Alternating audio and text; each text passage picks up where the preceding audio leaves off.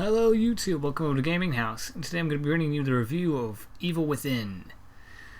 Now, so far I enjoyed the game. I beat it once.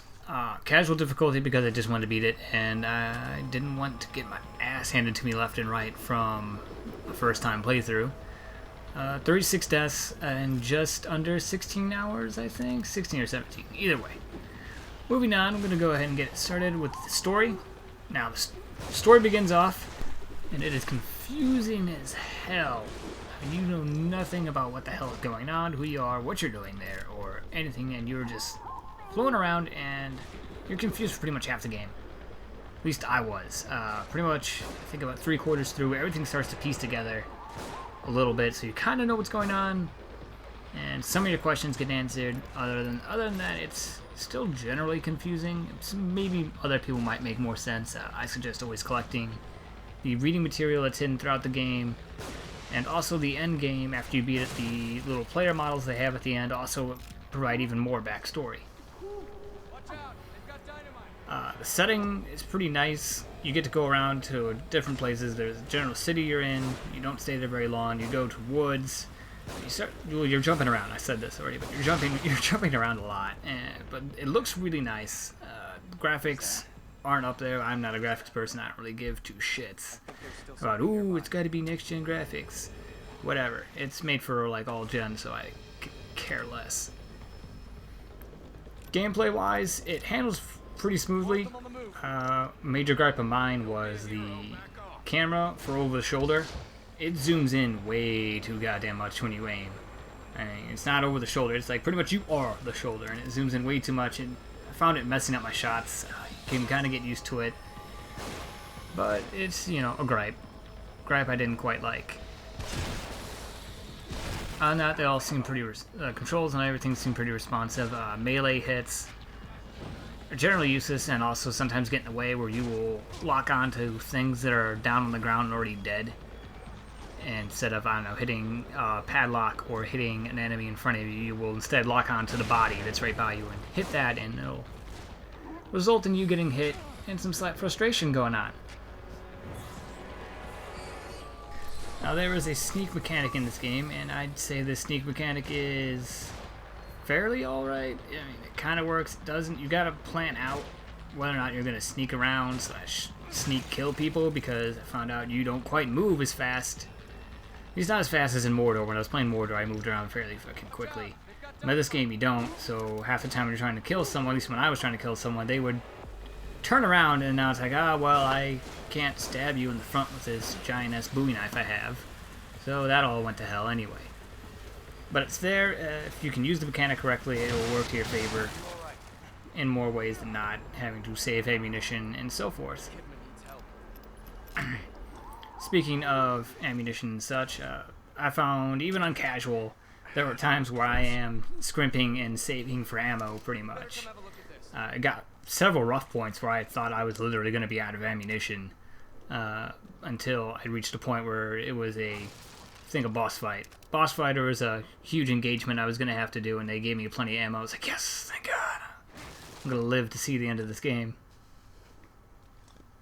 And more things that will help you get to the end of the game is your skills, which there are a plentiful amount that you get by upgrading through the acquiring of green gels that, I don't know, it looks like brain in jars when you pick the item thing up.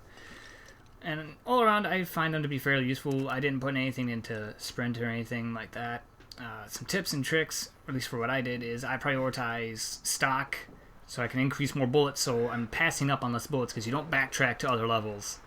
So any ammo you miss or any health items you miss, those are gone forever and wasted, essentially. So I prioritize stocking. I prioritized critical hit on my revolver. I got that all the way up to 50 real quick. So that every other shot or so was popping heads, so I didn't have to worry about them getting back up. And another thing is the health thing. When you upgrade that, it'll actually refill your health. So I reserved that after I discovered this little trick to save that for when I was actually low on health. Maybe I only had like one syringe, or I haven't been finding any recently, and I would upgrade my health so it would completely refill my health, and I'd have a bigger health bar. You know, fun tips and tricks to keep you alive. Moving on, we're going to go ahead and talk about characters.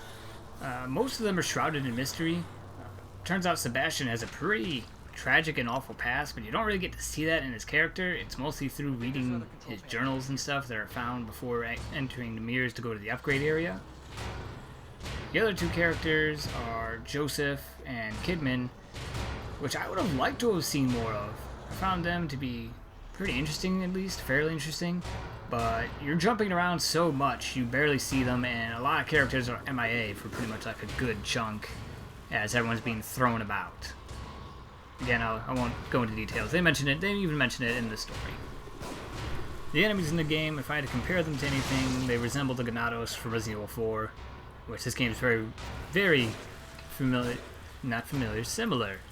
to Resident Evil 4. So they have pretty much average intelligence. They'll just come at you pretty easily. You can outrun them, flank around them. You can hide, but I never really hid. Because I was playing Alien Isolation, I hid way too much in that game, so I shot a lot of things instead. The enemy's got a varying amount of types. One that particularly annoyed the fuck out of me was these invisible guys, which were just annoying as hell because most invisible people have a tall tail shimmer. And these guys do not. They go completely and utterly invisible, and I wasted a decent amount of chunk of ammo trying to kill them, but luckily you only encounter them in one segment of the game, and it's pretty early on, so I never had to worry about them again. But the bosses all look fantastic. It's nice to see some actual boss fights in games again. They require some strategy, at least one or two of them did. I know one, I think it's the first or second one, required you to use fire a lot, either by arrows you made that had fire on them or luring her into traps. So it required some thinking outside the box. And on a note of that, I gotta say this now before I forget, because I was supposed to mention earlier on in gameplay, but this game does not like to tell you whether or not you can kill something and whether or not something can one-hit kill you. Because out of like my 36 deaths or so, I'd say about 20 of them are from the game not telling me, hey, you can't kill this guy, or you can't sneak up on this guy, because literally I had like 5 deaths from that first guy, because you get a knife in the beginning, it's like, I'm just going to go sneak up and stab this guy. No, you can't do that. Don't try to do that, by the way. You'll die a lot. And more often than not, it's an irritating thing. I mean, I understand the whole no hand-holding, you know, I'll make the comparison here of, you know, Call of Duty, you know, hand-holding the entire time, go this way, there's markers everywhere, checkpoints everywhere. This game, their checkpoints are fairly spread out and all that, but there's a difference between hand-holding and taking me out in the middle of goddamn woods, blindfolded, and leaving me out there, and saying, good luck, have fun, by the way, there's things out here that'll kill you. And I'll go ahead and I'll summarize it now and finish this video off. I'm going to give it an 8 out of 10, simply because the game handles well, looks alright, and it's a great familiar feeling. I mean, literally, if I had to sum it up in one sentence, which I could have done at the beginning, but then, you know, it wouldn't be much of a review video, is it's Resident Evil 4 updated without being Resident Evil 4. So if you want a game like that, get this game.